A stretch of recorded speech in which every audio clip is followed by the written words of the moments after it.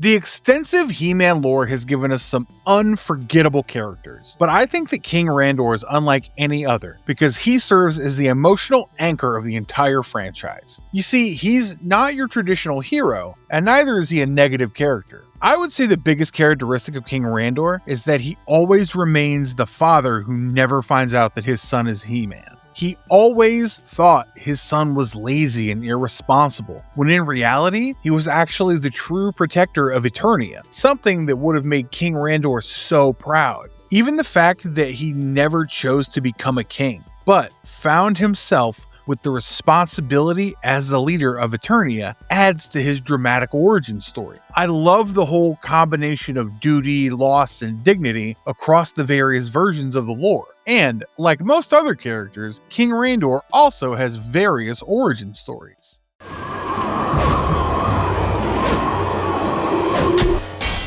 Back during the earliest MOTU material from 1982, the King of Eternia was referred to as King Miro. But when Filmation Cartoon locked in on King Randor as the name, the writers made a smart choice to include King Miro as the long-lost father of Randor. But what is it that makes King Randor such an essential character in the He-Man lore, and what makes him such a respected character? In this video, I will bring you every single origin story of King Randor and his lore across the franchise so that you get some of these answers.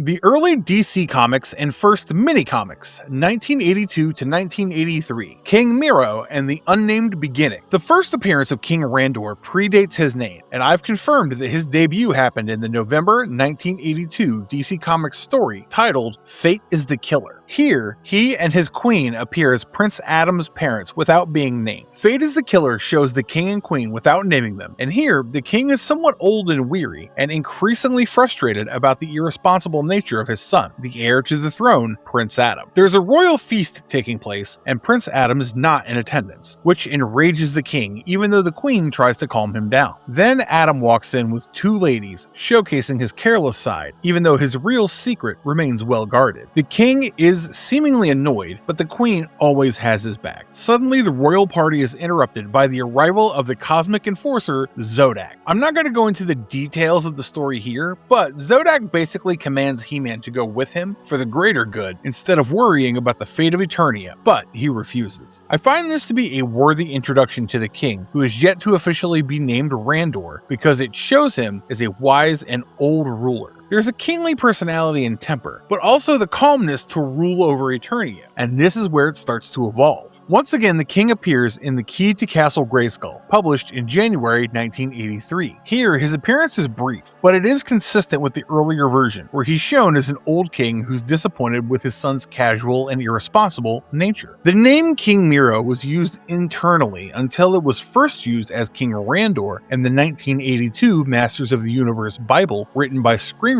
Michael Halpern. Here, we also get the introduction to Queen Marlena, who ended up on Eternia after her spacecraft crash-landed here, and she was pulled out of the wreckage and carried to the royal palace to the reigning King Randor, who used to be young and handsome back then. She remained asleep for several days in the palace, and King Randor sat by her bedside all that time, waiting for her to wake up. Slowly, the royal physicians and wizards were able to heal her, and her eyes opened on the 7th day, when she saw Randor's rugged and handsome face. It was love at first sight between them, and eventually it led to her becoming the Queen of Eternia. Prince Adam was born 3 years later, and he was the product of his mother's spirit of nature and his father's courage. The version of King Randor that we see in the Filmation cartoon is quite different, because all these earlier versions show him as a medieval stock king who is white-haired and regal, but clearly old and weary. In the early Masters of the Universe comic series, once again we see the irritated old king as Prince Adam is late to arrive at a party, even though he was commanded to be on time. The king wonders if Adam does things to intentionally vex him, but Queen Marlena is quick to diffuse the tension as always. The king curses his fate for being blessed with a buffoon for a son, and he doesn't have the slightest clue about how the son that disappoints him every day is actually He-Man, their greatest warrior. Soon, He-Man gets sucked into another of his adventures as Skeletor appears with more of his sinister plans. There's even a moment where He-Man meets the king and queen, but they don't have a clue about his real identity, even even though the queen admits that He-Man reminds her of her son. In fact, the king is amused by the thought and wishes his son was He-Man because then his legacy would be worthwhile. I find this rather tragic because the old man never has the comfort of knowing that his son is actually everything that he wishes for, and he spends his days mourning the adolescent and unworthy nature of Prince Adam. I think that this is probably the most popular version that audiences all over the world are familiar with, and the Filmation series enjoyed an extensive run for 130 episodes across 2 seasons. In this animated series, King Randor was a permanent recurring character, and some of the episodes focused on him a lot more than the comic series ever did. I would say that the most definitive origin story of King Randor and how he became the ruler of Eternia can be seen in the episode Search for the Past in Season 2. In the He-Man and the Masters of the Universe animated series, episode 98, titled Search for the Past, Man-at-Arms acquires an ancient bracelet bearing the royal crest of King Miro, King Randor's father and Prince Adam's grandfather, from a mysterious peddler. This sparks King Randor's long-buried hope that his father, presumed lost in battle against the Enchantress years ago, might still be alive. The bracelet traces back to the perilous swamps of enchantment, prompting Randor to embark on a covert quest with Man-at-Arms, slipping away from Castle Grayskull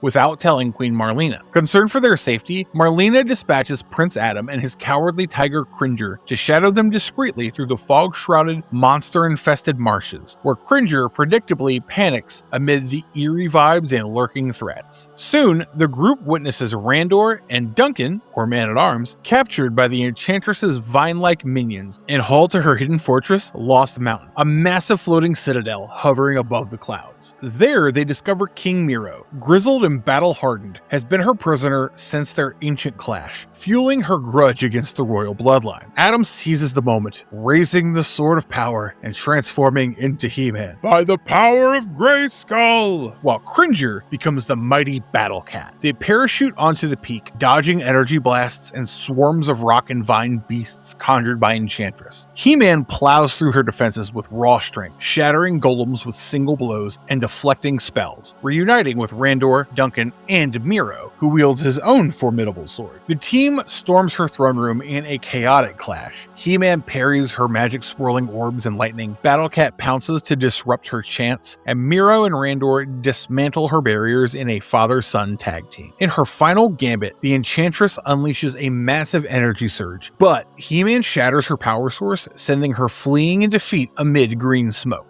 With victory secured, they all parachute down, He-Man effortlessly carrying the group, retrieve Battle Cat and Duncan, and return to Eternia for a heartfelt reunion. Randor offers Miro the throne, but the old king declines, preferring to wander the kingdom and reconnect with his people after decades away. The episode closes on themes of family bonds and grandparental wisdom, with Orko quipping about evil's inevitable downfall while Randor finds closure. Another very important episode featuring King Randor that comes to mind is the one titled Prince Adam No More, because here we get a quick glimpse of the fighter in the king, who is usually more reserved. The story explores the aftermath of Randor getting kidnapped by Beastman, who really wants to impress Skeletor. King Randor goes for an honor guard tour, where he wants He-Man to accompany him, and this is one of those moments where Prince Adam really considers telling his father about his secret identity so that he could be proud of him. Nevertheless, after getting kidnapped by Beastman, Randor is taken to Snake Mountain, and Man-at-Arms is told to bring all the gold from the royal palace for the king to be released. Of course, it's He-Man to the rescue, but the fight sequence also shows that King Randor is not a helpless old man as he unleashes some of his moves. Also, I really enjoy the heartwarming moment when Randor tells He-Man how he loves Prince Adam dearly, but it's difficult to spell it out at times. It has to be one of the most emotionally resonant episodes of the series, but more importantly, it really shows what Prince Adam means to King Randor even though he might not show it. Lastly, I would like to bring your attention to another episode that shows the history of King Randor and his queen, and this one is titled The Rainbow Warrior. Here, Skeletor has a new plan to attack the royal palace instead of Castle Grayskull, and meanwhile, the royal guardsmen are playing tag aboard their sky sleds. Queen Marlena really enjoys the joust because she remembers her roots when she came from Earth in the NASA spacecraft Rainbow Explorer. This episode shows how Randor discovered her at the crash site and invited her to stay at the royal palace for a few days. However, instead of returning home, Marlena fell in love with Randor and chose to stay back. During the final attack on the palace, Marlena also improves her skills as an astronaut. And I love the scene that shows her crashed spacecraft that she's preserved over the years. This is definitely in line with the stories of Marlena and Randor that we get across different versions of the He-Man lore, and I really enjoy the throwback to their romantic youth. The whole Filmation saga ended with Adam's secret intact, and the fans had to wait for nearly 40 years to see this much-awaited moment in Revelation in 2021, which I'll come to later in the video. Also, I'm quite baffled to find out that the first action figure of King Randor came as late as 1987, even though the toy line had started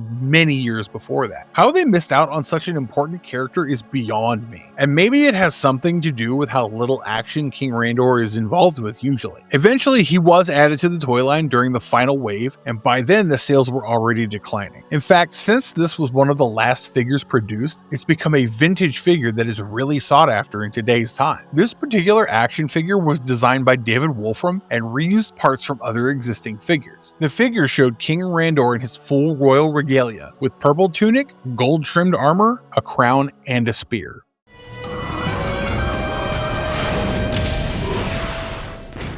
He-Man and the Masters of the Universe 2002, Captain Randor, the Warrior King. Okay, so this is where it gets really interesting for the character, because in the 2002 series, King Randor emerges from the supporting presence to a fully developed character. He was significantly redesigned to be physically imposing and warrior-like, and I love this version of Randor, because this time we also get a detailed origin story that shows who he was before he became the ruler of Eternia. He was voiced by Michael Donovan, who did a great job, and the very beginning of the series shows a flashback that explores the political history of Eternia and the life of King Randor. The episode begins with a scene at the Hall of Wisdom, where Captain Randor, who is yet to be king, approaches the Council of Elders. He warns them about Keldor's forces moving on the capital, and the elders tell him that Keldor will be defeated and Randor will now rule Eternia in place of the elders. The prophecy turns out to be true, and after a fierce duel with Keldor, Captain Randor defeats him. During the fight, Keldor hurls a tube towards Randor, who blocks it with his shield. At this point, the tube shatters and unleashes a corrosive liquid that splashes on Keldor's face. His forces, led by Duncan, chase the evil warriors into the Dark Hemisphere, and the sorceress tells Randor that when the evil returns in the future, there will be a hero to protect Eternia. I think you can all connect the dots by now, because Keldor obviously becomes the disfigured Skeletor, and He-Man is the promised hero. Many years later, Skeletor manages to develop a device to breach the barrier called the Mystic Wall. This is when the sorceress appears before Prince Adam and tells him that he is the promised hero, and he will be transformed into He-Man. Thus, it begins, and the real history of King Randor and his legacy is revealed. As Skeletor, aka Keldor, attacks with his forces, it's shown that King Randor still retains his fighting skills. He matches Keldor during a one-on-one combat, but eventually Keldor overwhelms him. Meanwhile, the sorceress gives Prince Adam the power sword that transforms him into He-Man. So, she asks him to keep his identity a secret to keep his loved ones safe, which explains why he never revealed his superhero alter ego to King Randor. Eventually, he saves the day by defeating Skeletor just as he's about to throw Randor off a cliff, and thus begins the deadly rivalry between He-Man and Skeletor that we all know about. What really impresses me about the 2002 continuity is the hands-on leadership style, where King Randor often leads his men to battle and seeks out adventures instead of always being in the backstage.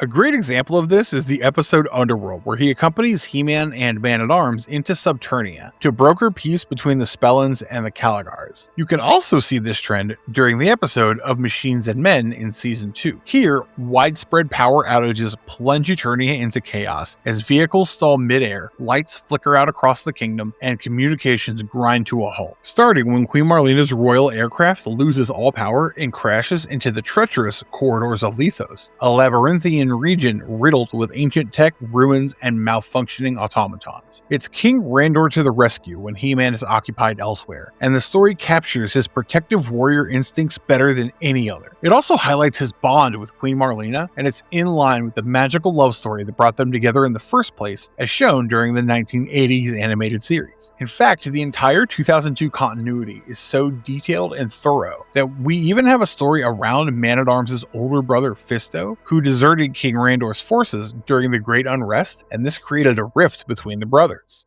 MOTU Classics toyline bio that explained the origin. This was in December 2009 when MOTU Classics line released a King Randor figure, and it was sculpted by the Four Horsemen. The bio card printed on the back of the package offers further insights into his backstory, and I find it fascinating that an action figure came with so much detailing. Here he was introduced as Randor of the House of Miro, and it was stated that Randor was King Miro's second-born son. There is some confusion among fans regarding this because some versions portray him as the elder son, but this narrative is in line with the 2002 animated series lore. The most interesting thing for me across this bio is the introduction of Count Marzo as the initial catalyst for the Great Unrest. Marzo staged numerous uprisings across Eternia, and he challenged King Miro for the crown, which threw Miro into the dimension of Despondos. Now, with Miro gone and Randor's elder brother banished from the kingdom, it came upon Randor to lead the royal armies as Captain Randor. He eventually fought and wounded Keldor and ordered the creation of the Mystic Wall to keep Keldor and his evil forces away from Eternia. His royalty was earned and not inherited because the Council of Elders set the laws of kinship aside to declare him the king even though he was not the firstborn because he was the most deserving candidate. I think this is the lore around Randor that really tells you that this is a king to be admired and respected, and not just an old man who gets everything handed to him by Man-at-Arms and He-Man.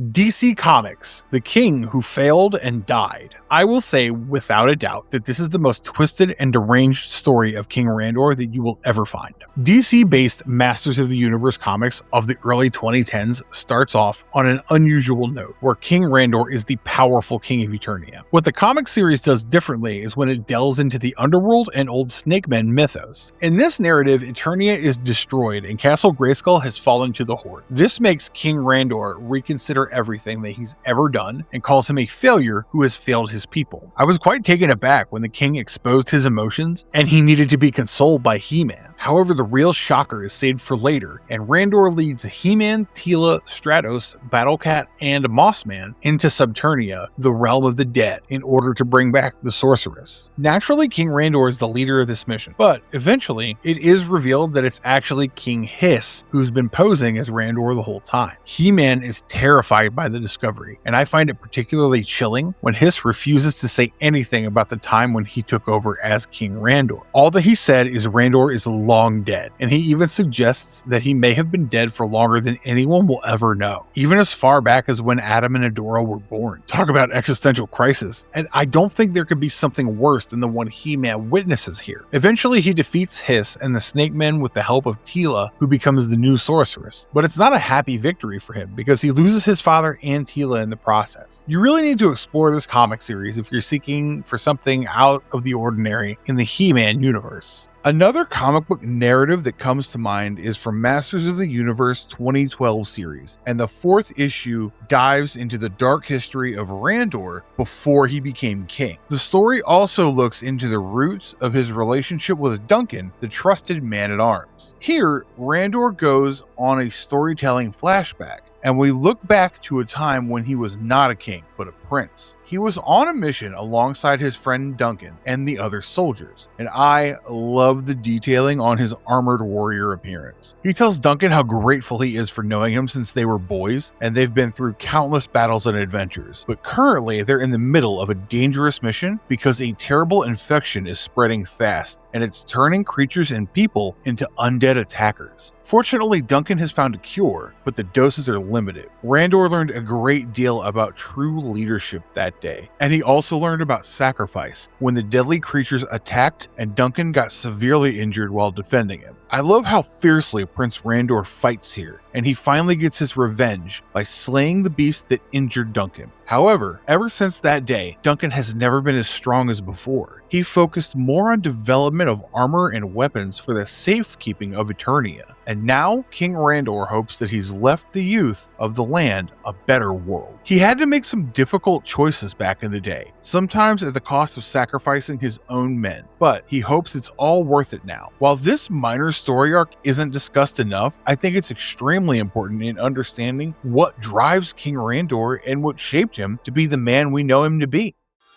By the power of Grayskull. Masters of the Universe Revelation 2021. The truth is finally told. Now, I might be a huge fan of the whole 2002 animated series storyline around King Randor, but this is where his story comes to a complete circle as he finally learns the truth. Only the knowledge is not as happy and forgiving as you would think. In this version, King Randor deserves a lot of credit for the way he raised Prince Adam, training him in various ways to handle a sword properly. Many years later, Skeletor was presumed dead, but Randor was growing increasingly anxious, even though his wife, Marlena, tried to comfort him. Eventually, the inevitable happened, and Skeletor launched a fatal attack while Randor and Marlena were presiding over a ceremony. During this ceremony, Teela, Man-at-Arms, and the entire guard had to head out to defend Castle Grayskull from Skeletor. When they returned, they brought back some disturbing news. The heroic He-Man had sacrificed himself in order to defeat Skeletor, and this was devastating news for Queen Marlena, who was aware of Prince Adam's superhero identity. However, Randor was furious when he learned about this and felt betrayed by Duncan. He stripped him of his title Man-at-Arms and banished him from Eternos. Even Teela felt betrayed by the revelation, and Randor decreed Castle Grayskull a forbidden zone because of how much the death of his son pained him. The worst part about the whole incident was how it ruined the relationship between King Randor and Queen Marlena. He blamed her for not revealing Adam's secret identity, and she started to resent him. As the bitterness grew between them, Marlena even considered returning to her home planet of Earth, but fate had other plans, because after Skeletor returned from the dead and obtained the power of Grayskull, something unthinkable happened. Savage He-Man was introduced into the show, and he was pure rage and raw power, without the sensibility of He-Man. He was almost uncontrollable before Randor realized that his son had somehow returned from the dead. He asked his men to stand down and apologized to Savage He-Man for never telling Adam that he loved him and that he was so proud of him. This emotional moment turned out to be the savior, because Savage He-Man turned back into Prince Adam. The next part of King Randor's story in the series is what you can term a happy ending. He reconciles with Queen Marlena and even mends his ways with Duncan. Finally, when he's extremely sick, he tells Adam and Marlena that he was extremely proud of his marriage and his fatherhood to Adam. He passed the crown to Prince Adam on his deathbed, and I don't think you could find a more satisfactory ending for the character. While a vast majority of stories around King Randor always dealt with the pain of not knowing his son's real nature, this one's an exception that gives him the closure that he always deserved. By the power of Grayskull, I have the power? He-Man and the Masters of the Universe 2021 Netflix CGI series, A Different King. The lore around King Randor is significantly different in this series, but I have to tell you, I'm not exactly a huge fan of this narrative. That being said, it is loved by many, and there's nothing wrong with changing the story, especially when it's so challenging to definitively say what is strictly canon in this universe. In this version, King Randor emerges as a central figure in Eternia's fractured royal legacy. He's portrayed as a regal yet beleaguered ruler presiding over a post-apocalyptic Eternia ravaged by endless wars. The story opens with backstory flashbacks revealing Randor's early reign as a battle-hardened warrior king. He and his brother Keldor, who were initially allies, led Eternia's defenses against Snakemen invaders. But Keldor's growing ambition and secret dealings with Hiss, the Snakemen's insidious leader, sparked betrayal. Eventually, it culminated in Keldor's abduction of young Prince Adam during a quest to locate Castle Grayskull's power, leaving Adam in amnesiac and raised by the Tiger Tribe. Meanwhile, Randor mourned his lost son, searching fruitlessly amid political chaos. In the present timeline, Randor rules from a fortified Eternos, allied uneasily with Duncan and Teela, fending off Skeletor, who is Keldor transformed by Hiss's acid into a skull-faced sorcerer and his Snakemen horde. He's depicted as authoritative and paternalistic, clashing with the ragtag masters like He-Man and Cringer over their reckless heroism, viewing Grayskull's raw Magitech energy as too volatile for untrained hands. Tensions peak in episode 8, titled The Calm Before the Storm, where Skeletor's Havoc Storm ravages Eternos, stranding Randor and forcing him to team up with the mysterious He-Man for survival. This is when Randor confides why he stopped hunting Adam after Keldor's treachery, fearing it'd do more lives, only for Adam to reveal his identity by transforming to dispel the storm. Instead, Randor demands Adam surrender the power sword to safeguard Eternia, but Adam retreats with the Masters to confront Skeletor independently, while Randor grapples with pride, fear, and redemption, rallying defenses with Marlena against the escalating siege. The arc underscores Randor's evolution from distant monarch to humbled father, haunted by Keldor's fall and his own failures, ultimately supporting the Master's final assault on Snake Mountain, where He-Man shatters Hiss's core, banishing the Horde. Randor's journey humanizes the throne, and I think this is where we see him in his most vulnerable avatar. Back when I was a kid, I didn't much care for King Randor because it was characters like He-Man and Man-at-Arms and Teela who had my attention. Over the years, I understood the charm of the character as Randor held the story together as an anchor being who was featured in each and every He-Man story. The narratives have changed with time, and one thing has remained constant, which is the depth around the wise king who has withstood a lot to stand where he does. I find the Revelation story arc particularly fascinating, and the 2002 animated series also does justice to this character. Now that you've heard about every single origin story featuring Randor, I would love to hear your take in the comments below. Also, if you appreciate our efforts to bring you this content, please hit the like button and subscribe to our channel for more.